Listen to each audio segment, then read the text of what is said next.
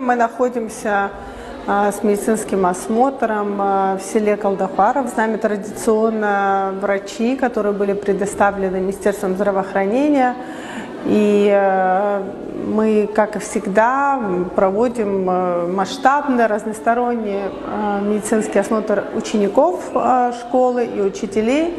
Вот все возможные осмотры, которые можно делать на выезде, мы осуществляем. Это прием офтальмолога, лор-врача, эндокринолога, реабилитолога, невролога.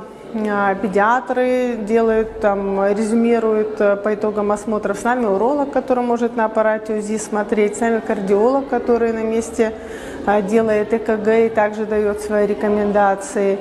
И, как всегда, с нами машина флюорографии. Как известно, мы всегда берем общий анализ крови, делаем анализ на глюкозу. Многие дети никогда не сдавали такие анализы, поэтому картина для семьи не была ясна в этом направлении. Мы очень рады, что у нас получается дать семьям, особенно многодетным семьям, особенно в отдаленных селах, такую возможность. Мы благодарим руководство интерната в селе Колдахвара, которые всесторонне нам помогли. Мы видим такую большую эмоциональную вовлеченность всех сотрудников этого интерната, за что мы их очень благодарим.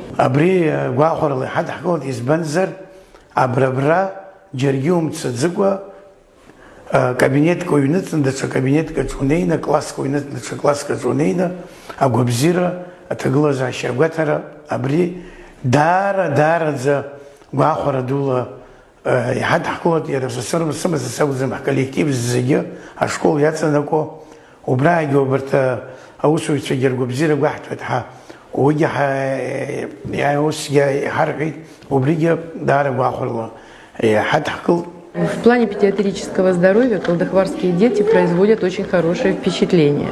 Из 70 осмотренных на этот момент деток грубой соматической патологии не выявлено. Часть детей нуждается в санации полости рта, это основная проблема. Часть детей нуждается в консультации ортодонта. Есть проблемы функционального характера, которые связаны с переходным возрастом детей. Несколько детей прошли с острой вирусной инфекцией, но мы их в расчет не берем в плане диспансеризации. При анализе клинического анализа крови выявлено 3 ребенка всего с незначительным снижением гемоглобина, которые нуждаются в дополнительном обследовании. Я считаю, что это все связано с тем, что детки питаются сбалансированно и находятся в хорошем, в правильном режиме дня. Поэтому детей с грубой патологией здесь практически нет.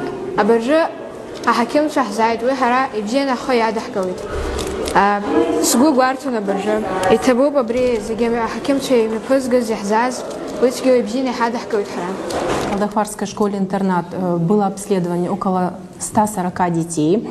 Деткам была выполнена электрокардиограмма, был проведен осмотр. В основном дети здоровые. Выявлено несколько детей, которые нуждаются до обследования. Им будет в дальнейшем проводиться ультразвуковое исследование сердца, холтеровское мониторирование ЭКГ.